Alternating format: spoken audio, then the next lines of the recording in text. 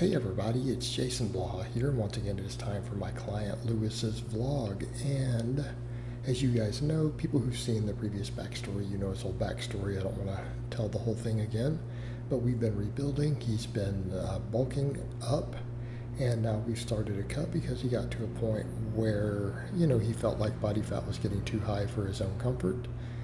And again, only so much we can do about that. He's going to have to bulk and cut. He's still a younger guy learning to get those things dialed in right. That's okay. So now we're in the middle of a cut. Strength's a little harder. He's definitely noticed, hey, this is getting a lot more difficult. And note that his shirt's a little baggier in this one than in the last vlog, so you guys can't tell as much that he's lost body fat. Again, just what he happens to have on. So go back and look at the last one. You can tell a lot better.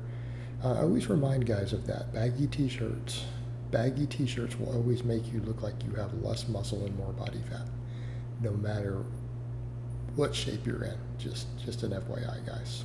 A lot of guys are not aware of that. He may not be either. A lot of younger guys don't know that.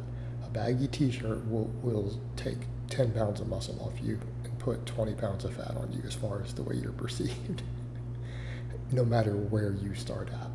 Even if you aren't in good shape, it'll make it look worse.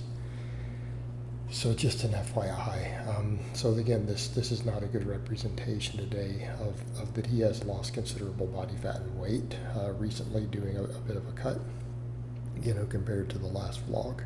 And again, these little tidbits that we pick up there. So, and that's definitely a thing, guys out there. Because again, even though I'm a powerlifting coach, but these are things I know. Baggy shirts is also the best way to make your arms look really, really small. It's guaranteed to. Even guys who have 18-inch arms, 19-inch arms, you won't be able to tell once they put a baggy shirt on. It just completely hides that. So just be aware of those things, guys. Be aware of those things for you, those of you out there, if you care about those things. Okay.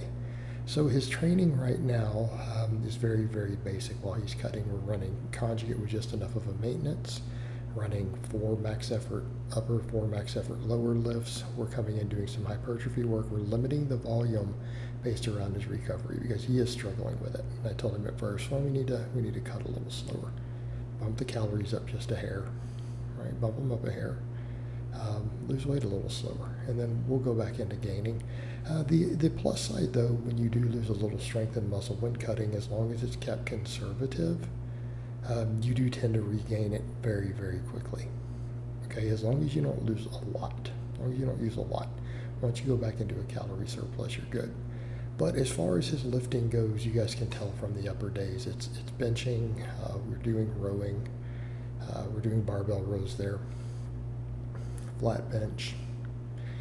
We are doing arm work after that, so it's letting him do some curls because he's worried about arms.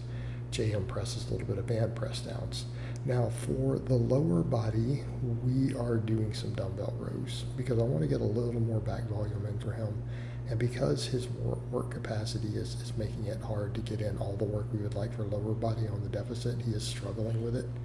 I've replaced like some of the glute bridges with letting him just do some rows, and it's because the lower body can only handle so much in this state. The demands tend to get really high in a deficit, whereas he could use a little bit of extra back and upper body work. So again, I've incorporated that in so that we do get some extra sets of rowing on one of the squat and deadlift days. But outside of that, we're pretty much doing good mornings. We're doing split squats, we're doing hanging leg raises, okay? Of course, I'm having him, and obviously the good mornings are always going to be there. They're going to be a staple for any of my lifters who don't have access to specialty equipment. Good mornings, they're going to tend to be in the rotation. And I could argue that they should be for most lifters even with the other equipment, although I sometimes like phases where I cut them out. They're probably a good idea to have in general. Again, just been my experience. The carryover to squatting is so tremendous. Again, the only issue we run into is that it's easy to overdo them sometimes if we don't have ways to make sure the low back is recovering. such as bandy good mornings, reverse hypers, things like that. Once people start to get really strong on them, it's just something to be aware of, because they do fatigue the back tremendously once we start getting real weight on there. And I mean, for real weight, I'm talking 225 plus for men. It's 100 kg for people who don't use. Of course, beyond that, everything is straightforward. The dynamic effort days, we do, a little less volume on some of this stuff, because again, a lot of our volume is with the speed work. His uppers look pretty similar. The lower days, of course, the speed work makes up the bulk of the real work there. And then afterwards, we usually just do some good morning split squats and some abs, and then kind of call it quits. But of course, this phase we ended up doing sumo pulls. We did sumo pulls on this one instead of conventional, because again, I rotate those around for him. And I'll let you guys just finish up watching that. That's a lot of noise here for me to record, so I'm going to wind the audio down. So I hope it's been informative, and I'll talk to you guys next time.